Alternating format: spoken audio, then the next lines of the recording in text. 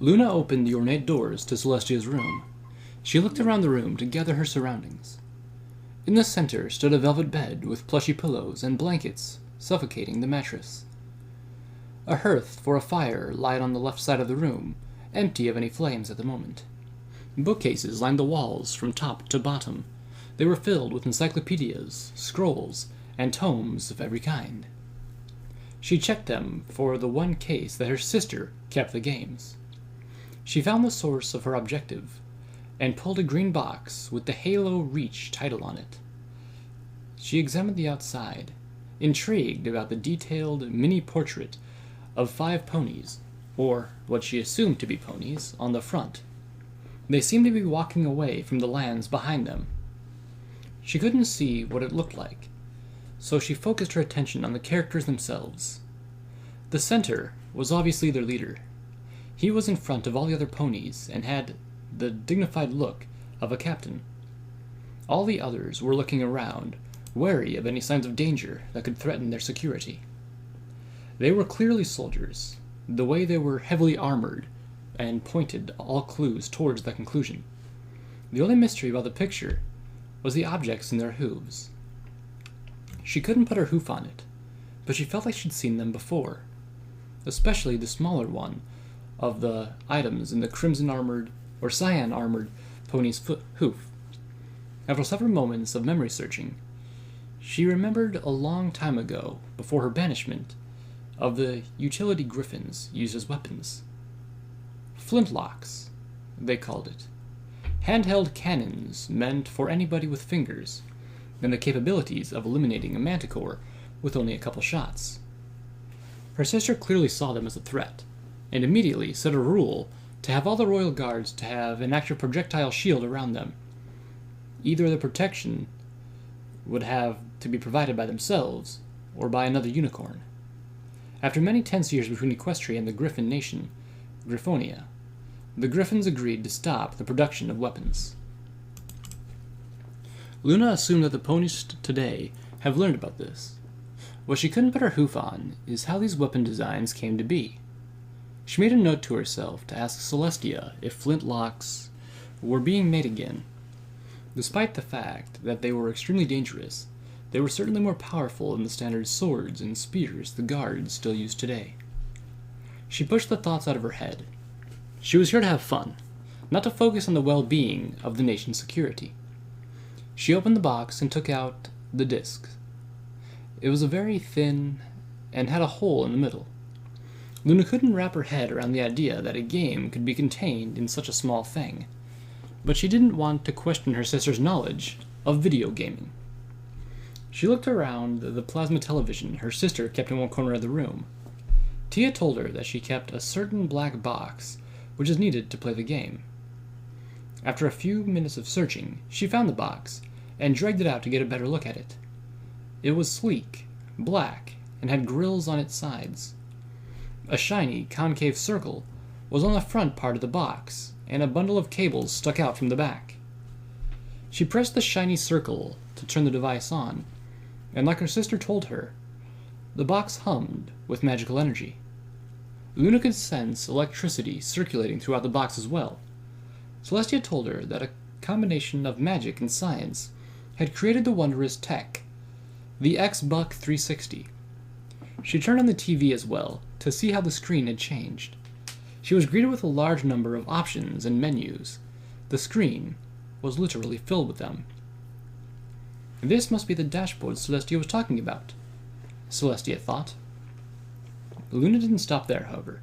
She snooped around the cabinet that once held the X-Buck and bought out 2 other devices. One was a white, boomerang-shaped object. The sleek surface was smooth to the touch and had all sorts of buttons on it, including 2 padded sticks. Celestia told her it was called the controller and that it was mainly used to navigate through everything in the game. However, that was not the tool she was going to use today, for there was the second object. The interactive pony visor, a sleek white headset, was held in her right hoof. The visor's eyepiece was singular, and its tint was a shade of orange. It was large enough to completely cover both eyes of a pony. The temples of the visor connected with each other, forming a complete circle. An antenna stuck out from the top rim on the visor, and the insignia of Celestia's cutie mark had been seen on the bridge of the visor. She tried to fit the visor over her eyes, but had some trouble with her horn. It blocked the bridge of her visor, impeding its way. After fumbling around with the visor, she found a switch that allowed her to separate the two temples.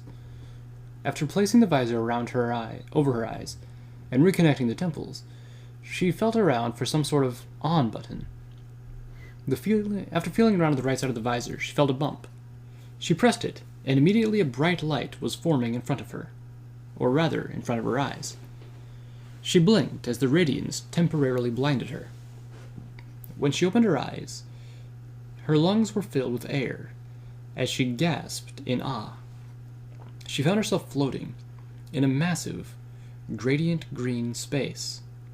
Surrounding her were wall-to-wall panels, each of them displaying an option for her to choose. What she was impressed with wasn't the world around her. She'd been in pockets of space between Tartarus prison islands and the mysterious white gaps beneath Canterlot Castle. What surprised her was the fact that Ponykind was able to simulate a virtual world similar to an ether dimension. As she looked around, she caught sight of another pony within the virtual space. Curious enough, the pony reminded her of some pony else. As she drifted towards the being, she noticed how the pony looked like her sister. The unicorn mare cheerfully giggled a little and poked Luna's snout. Her mane was a hue of multiple colors, and her coat was the same blend as a flurry of snow. As Luna tried to touch the mare's mane, the avatar itself flew away, giggling, as it weaved its way through the forest of panels. "This place is weird," Luna concluded. But it was all very interesting to her. She decided to explore around for a bit before finding a panel option to start the game, using her wings to propel her across the green neospace. She came across a multitude of panels with icons of shopping bags and various items. A big white logo stood on top of stacks of boards, displaying the words, "Xbuck Live Marketplace." Luna poked around and chose the shopping bag. Immediately, the panel glowed, and a white ball expanded from it. Luna backed off as the ball took shape of a silver orb. A green X was emblazoned on the orb, mimicking the Xbox 360 symbol.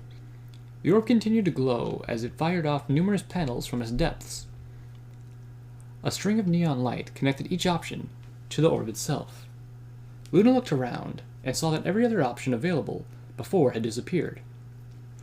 Suddenly, Luna was worried that she might never find her way out of here. As she contemplated her situation, another panel bumped into her. She looked at it irritatedly, but immediately switched to curiosity. The panel had an open doorway with a pony walking through it as an icon. Above it were the words, "Exit." That's one crisis solved, for now.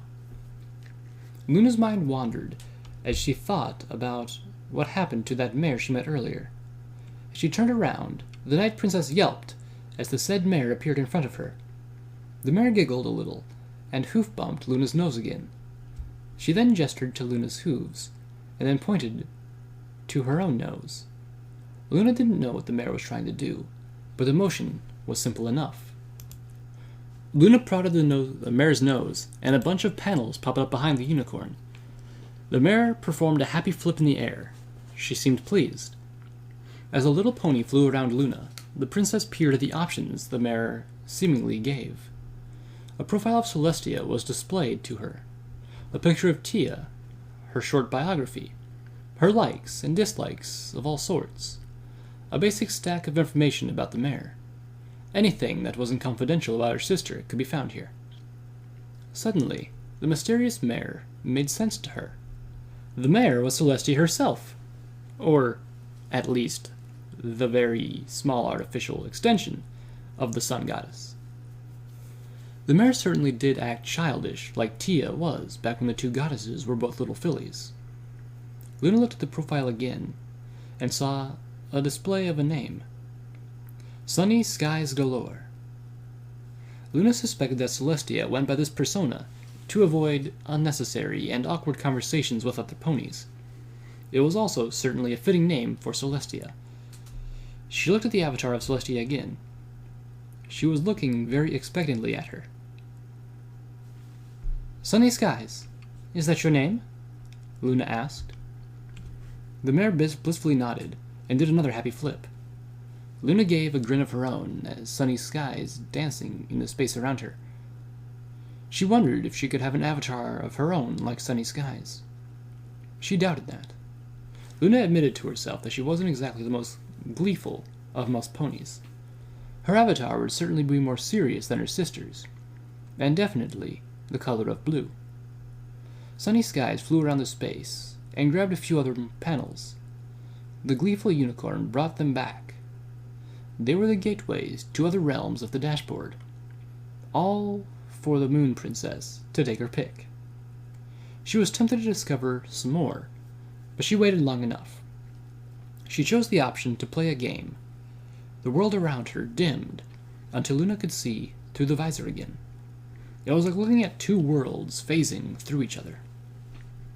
After fumbling around a bit, she grabbed a hold onto Halo Reach and popped the disc into the now open tray.